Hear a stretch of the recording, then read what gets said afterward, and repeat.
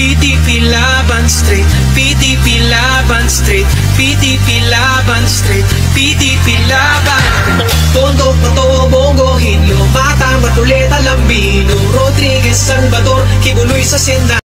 Magandang araw mga kababayan dito po sa buong Pilipinas at sa ating mga OFWs sa buong sanlibutan na ngayon ay nanonood sa programang ito kung saan na po ay pinayagan muli ng korte upang makapagbigay ng isang video message sa inyo pong lahat.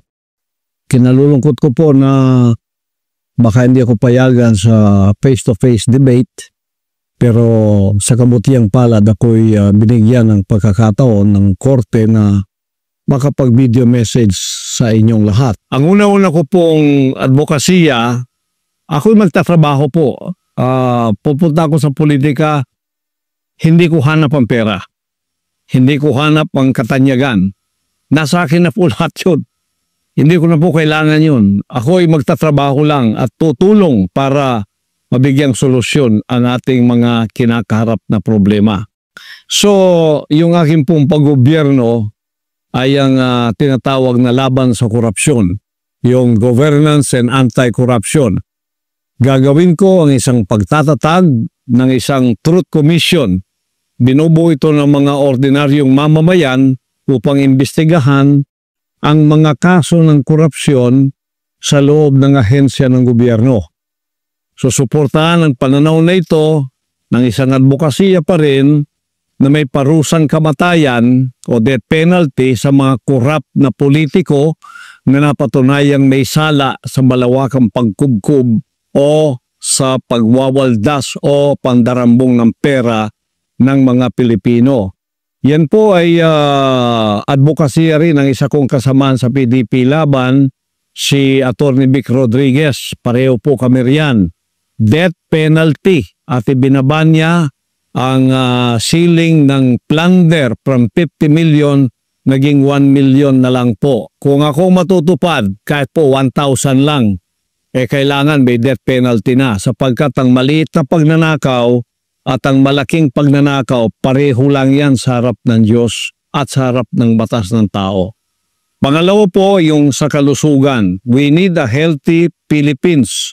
Puro kailangan malusog ang mga tao. Matanda man o bata man o binata man o dalaga o babae man.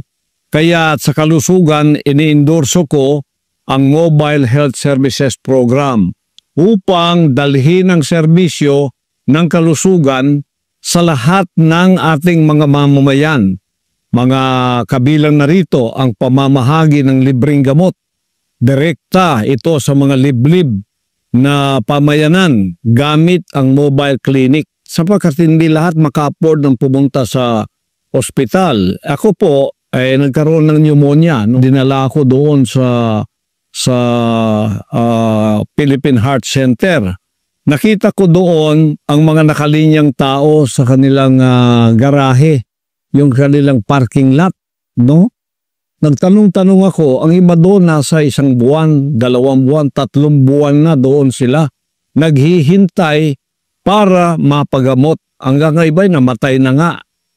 Kaya nasaktan masyado ang aking puso sapagkat ito ang isa sa aking nakikitang hindi inaasikaso ng ating pamahalaan. Kaya nga ang PhilHealth, mahalaga yan. Mayroong budget pero hindi ginagamit doon sa kalusugan na dapat ito'y ipamigay na libre ang gamot sa lahat ng tao sa Pilipinas. Bilyon-bilyon po ang pera natin yan, ngunit hindi ginagamit sa wasto.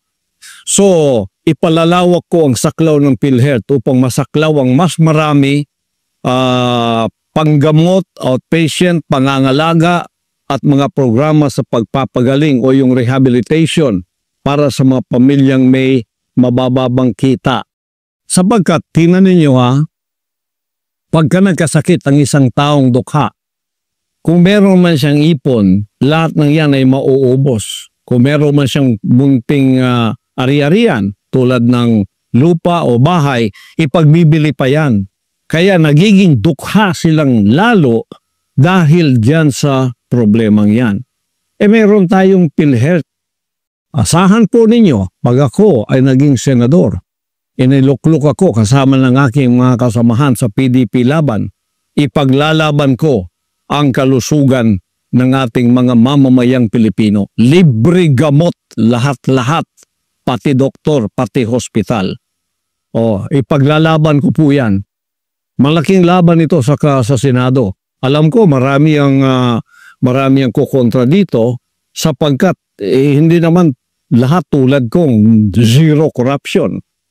Kaya nga nawawala yung budget ng PhilHealth dahil kinukorap ito na dapat ilagay sa pangkalusugan. Saan nilagay? Sa tulay. Wala ka naman nakitang tulay. At yun ay mali. Itutuhid po natin yan. Kaya ang aking pong advokasya, ayusin natin ang Pilipinas. Ito ay isa ring advokasya ko, pagbabawas ng kahirapan. Poverty Alleviation Program. Magpapasa ako ng Philippine Food Security Enhancement Act na magbibigay ng kapital sa mga magsasaka para sa produksyon ng agrikultura, makapagbigay ng modernong kagamitan sa pagsasaka upang suportahan ang mabisang produksyon, pamamahagi at pag-iimbak ng pagkain. Susulong din natin yung tinatawag na Subsidized Utilities Program upang magbigay ng subsidiya ang gobyerno sa mga bayarin sa tubig at kuryente na nakatuon sa mga pamilyang may mababang kita. Ako, kasama rin ako sa advokasyang ito, ako'y natutuwa sapagkat si Attorney Hinlo merong tinatawag na state subsidized farming, no? So si Attorney Hinlo meron siyang tinatawag na state stage farming. Ako ganun din ang advokasya ko. Dapat ang gobyerno ang siyang magbigay ng gabay sa mga ating mga farmers. Mahaba-haba po ito kung i-explain ko sa inyo lahat dito. Mamaya na pagka tayo ay nandyan na sa Senado, kung ako'y papalari ng dakilang ama, so sasabi ko po sa inyo, nakadetalye na po yan lahat sa aking panuhala. Detalyado na po yan kung paano gagawin. Ngayon, medyo mga ano lang ito, mga introduction lang para sa inyong kaalaman. Pagkatapos, hindi lang ang pamayanan ng dapat malusog na Pilipinas, kundi may edukasyon na Pilipinas. Kasi nakita ninyo, ang edukasyon natin, napakababa. Marami ang college graduate pero hindi naman makapagtrabaho. So magpapasa ako ng School Infrastructure Development Bill upang maglaan ng mga pondo para sa pagpapabuti ng pasilidad ng paralan, lalo na sa mga rural na lugar upang matiyak ang kalidad ng edukasyon. Magpapasa rin tayo ng Patriotic Curriculum Act na naglalayong magbigay ng libreng kalidad na edukasyon na nagtutuon sa pagpapalakas ng pagka-makapilipino at paglaban sa mga negatibong ideolohiya tulad ng mga komunista. Iyan ay aking advokasya kahit sa aking pong paralan na itinayo, ang Jose Maria College Foundation Incorporated. Kita ninyo dyan, napakarami ko na pong advokasya para sa ating mga Pilipinong kabataan para maging lawyer, maging abogado, pipili lang sila ng kurso nila. Iyan po ay libre lahat sa akin pong pangangalaga sa JMCFI. At yan, kung ako ay may luluklok bilang isang senador, palalawakin ko yan. Paaralin natin ang napakaraming mga patriotic Filipinos na magkaroon sila ng curriculum na magiging mahal nilang Pilipinas at mailayo sila sa mga nakakasirang ideolohiya na nagtatanim ng galit o hate. Yan ay ang CPP and PNDF. Ialis natin sila dyan. Lalis natin, kasama na rin dyan ang advokasya natin sa kapayapaan para maalis din naman sila sa masamang bisyo tulad ng droga. Isa rin sa ating advokasya, yung peace and order. Magpapatuloy po yung ating laban sa droga. Magpapatuloy yung laban natin, laban sa mapanirang ideolohiya ng CPP and PNDF. Ipagpapatuloy ko po yan sapagkat yan ang advokasya ko kahit noong ako ay wala pa dito sa larangan ng politikang ito. Sa akin pong itinayong SMNI nung ako ang chairman dyan, naglaan ako ng 3 oras bawat araw sa laban kasamang bayan upang ang ating pamayanan ay maliwanagan sa mga deception o panlilinlang ng komunistang ideolohiyang itong napakarami ng namatay sa loob ng 50 taon. Ganon din karami ang namatay, mga 50,000 na ang patay. Wala man lang crime against humanity ang ginawa dyan. Tingnan niyo ang ating Pangulo, 8 years, 43 ang naakusa sa kanya. Crime against humanity na. Yan po ay injustice. Yung walang pagkawalang hustisya, asikasuhin po natin yan. Yung freedom of religion, tututukan ko po yan. Yung separation of church and state, ayusin natin yan. At ang hustisya, ibibigay natin dyan sa larangang yan. Sapagkat ang aking kongregasyon at ako ay nakatikim na po ng injustice. Biro ninyo, nilapastangan ang aming compound, nilapastangan ng bahay-sambahan. Wala naman silang matuwid na katuwiran upang pumasok at lapastanganin ang mga banal na dakong tulad nito. Kaya ipaglalaban ko ang religious freedom. Puprotektahan ko ang lahat ng mga relihiyon basta't pagkilala sa Diyos at merong kabahagyanan sa relihiyon. Ipagtatanggol ko anuman ang inyong relihiyon ay hindi pwedeng gawin ang ginawa sa Kingdom of Jesus Christ na paglapastangan, pag-abuso ng gobyerno o ng pamahalaan. Isa po yan sa mga drive natin. Ngayon, ako po ay bukosere ng kalinisan ng kapaligiran. Ilulunsad ko ang Greening and Beautification Project, kabilang ng pagtatanim ng puno, mga bulaklak, pagpapakalat ng mga buto at bulaklak upang mapalakas ang biodiversity. Sasagawa ko ang National Cleanliness Drive na mag-i-empleyo sa mga walang trabahong Pilipino upang panatilihin ang kalinisan sa buong bansa.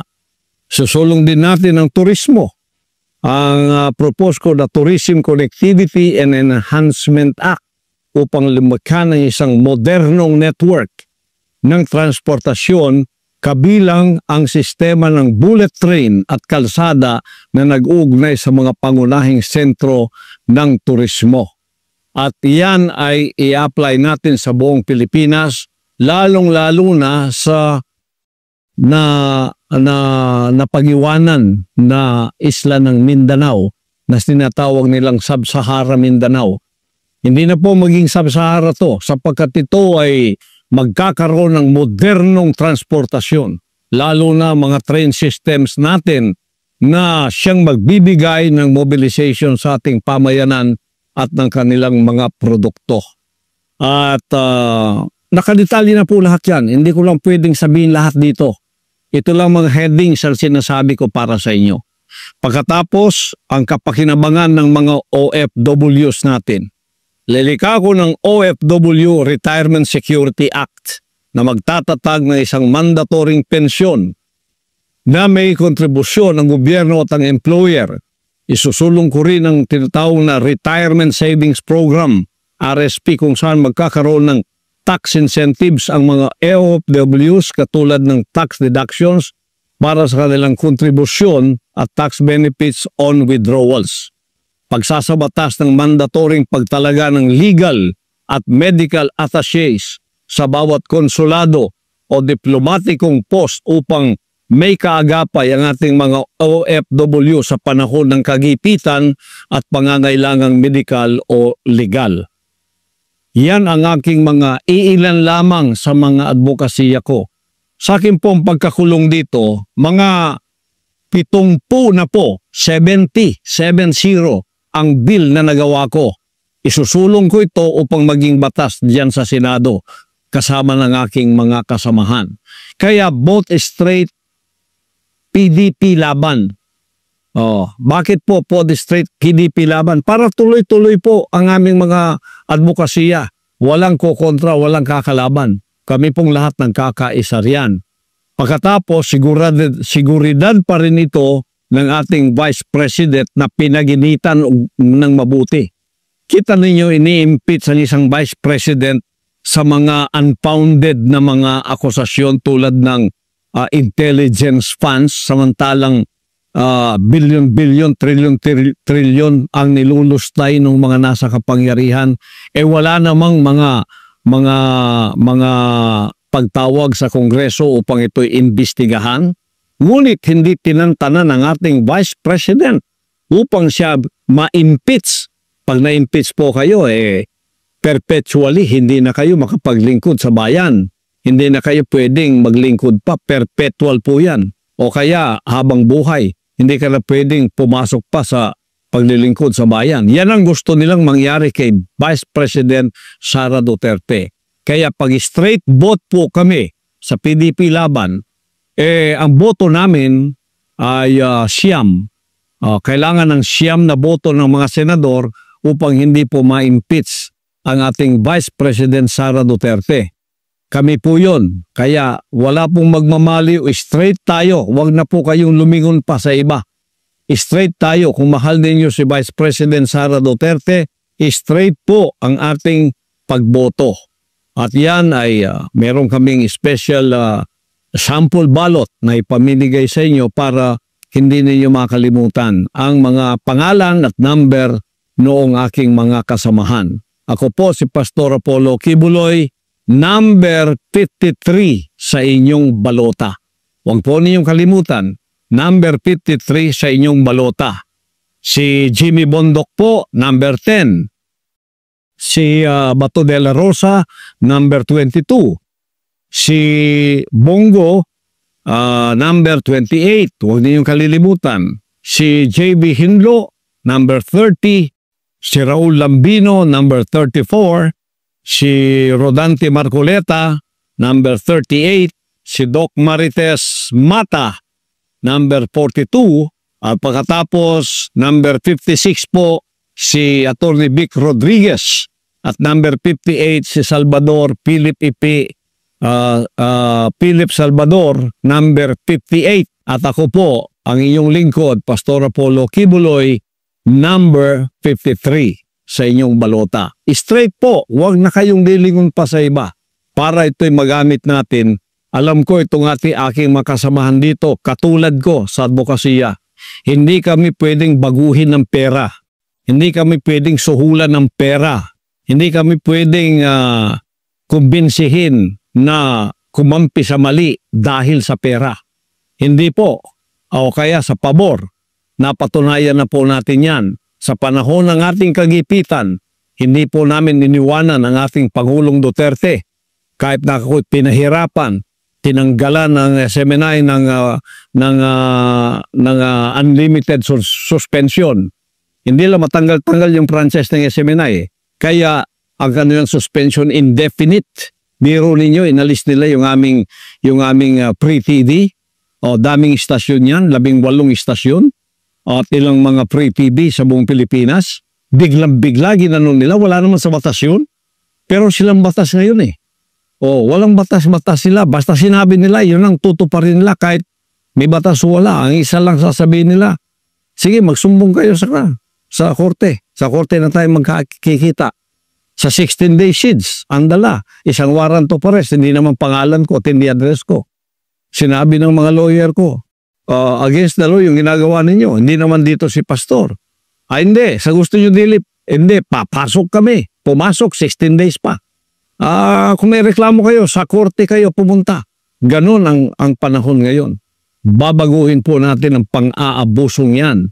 Kaya kailangan po natin straight PDP laban para sa ating Vice President, hindi ma-impeach. Tingnan po ninyo ang nangyari ngayon sa ating Pangulong Duterte. Ang sinabi ko na sa inyo, na ako ay gustong extraordinary rendition ng mga puti nung mga panahong ako'y umiiwas. Hindi nila ako nakuha.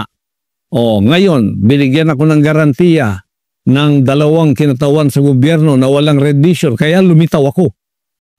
Ngayon, harapin ko sa korte. Kasi nung wala pang garantiyang yan, siguradong ibibigay nila ako sa kamay ng mga puti. At ganitong gagawin nila sa ginawa ni Pangulong Duterte. Kaya, ang kapalaran ko at kapalaran ng Pangulong Duterte ay pareho. Nakakulong kami. Nakulong siya doon sa The Hague. Ako nakulong din dito. At ito ay walang mga prosesong tama. Ngunit ito itatama natin pagdating ng panahon. Kaya ako po ay narito pumasok sa magulong politikang ito. Hindi upang magkapera. Hindi upang kumamal ng pera. O kaya maging tanyag, hindi po. Magtatrabaho po ako tulad ng ako'y nagtrabaho sa Kingdom of Jesus Christ. Zero corruption, pagpapaunlad ng mga sinasakupan ko na kung uunlad ang aking pamamahala sa isang organisasyon, uunlad ang lahat. Wala pong personal interest. Kaya idinimanda ako, sinanksyon ako para maipit ang aming mga propriedad, ang lahat ng nakapangalan daw sa akin, babawiin nila. Biro mo ka-injustice niyan. Pagkatapos sinuri nila, ni isa walang nakapangalan sa akin. Ngunit gusto pa rin nilang kunin ang mga propriedad ng bansang kaharian. Anong klase ito na itutuwid natin ang injustice na ito? Hinahanap, hindi lang ako, kundi pati gold, pati property ng bansang kaharian. Papayagan ba natin ito ay magpapatuloy? Hindi po. Kaya para maituwid natin ang hindi tama, ang baluktot, para maituwid natin, straight po ang ating boto, PDP laban. Upang may pakita natin sa bansang ito na ang pamamahala tulad ng ginawa ng ating Pangulong Duterte sa 6 na taon ay may pagpapatuloy natin. May susulong natin kasi yan ang dahilan kung bakit tayo bumoto sa unit team noon. Ito ay continuity daw. Ngunit wala pang 3 taon pinutol na yung pangakong yon. At alam natin ngayon kung anong kaganapan. Lahat ng ayaw, suspended. Lahat ng ayaw, suspended. Dito, suspended doon. Binabantayang maigi. Hindi tayo makahinga ng maluwang sa ating demokrasya. Sa katotohanan lang, ang demokrasya natin ngayon parang wala na. Kung di tatayo ang tulad ng PDP laban at ang mga kinatawan nito na inyong iboboto sa Kongreso, ay tuloy-tuloy na pong mawawala ang ating demokrasya at ang ating bansa. Huwag po nating gawin yon. Kaya straight po kayo, PDP laban, at pagpalain kayong lahat ng ating dakilang ama. Panalain natin ang ating Vice Presidente, Sara Duterte, at kasama na rin ang ating Pangulong Duterte. Ngayon ay kinulong doon sa The Hague. At ako'y ipatuloy ninyong ipanalangin na pagkatapos ng mga hearing na ito, makikita ninyo kayong mga lahat ng naniwala ay maliliwanagan kayo pagkatapos nito. Sana before pa naliwanagan na kayo sapagkat pagka ako'y dineclare na inosente ng korte, mapapahiya kayo kasama ng mga nagakusa sa akin. Kaya manalangin po tayo. Ito yung dapat din sa Pilipinas. Huwag nating kalimutan ang Diyos na makapangyarihan ng gumawa sa atin. Huwag natin siyang kaligtaan. Pasalamatan natin siya sa lahat ng ating mga pagkakataong may buhay pa tayo. Ibigay natin ang lahat ng kapurihan at kapasalamatan sa kanyang lumikha ng lahat sa atin. Kasi kung wala tayong connection sa kanya, itong lahat ng ating mga material, financial o politikang pinag-uusapan, wala pong mga kwenta ito. Mamamatay din tayo, haharap din tayo sa kanya. Kaya huwag ninyong kaligtaan sa panahong ito ang ating dakilang may kapal. Ibigay natin ang lahat ng kapurihan at kapasalamatan sa kanya na anuman ang pinagdadaanan natin. Kung tayo ay may mabuting puso, may mabuting kalooban, hindi niya tayo pababayaan. Tayo pa rin ang magtatagumpay sa huli ng ating mga buhay. At para sa bansang Pilipinas, naniniwala akong ang gabay ng dakilang Ama ay pagkakaloob niya sa bansang ito. Lalo na gagabayan kayo o itong 10 na PDP laban senatorial slate. Diretso na po tayo. Huwag na tayong lumiko, huwag na tayong lumingon sa iba, diretso na po.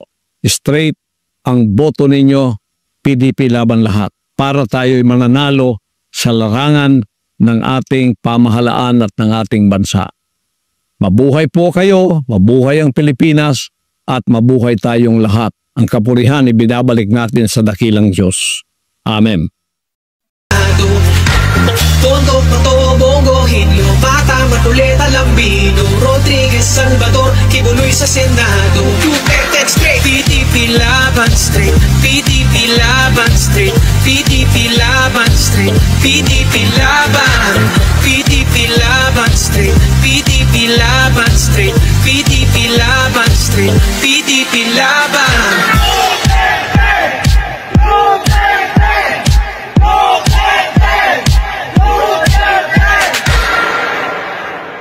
Political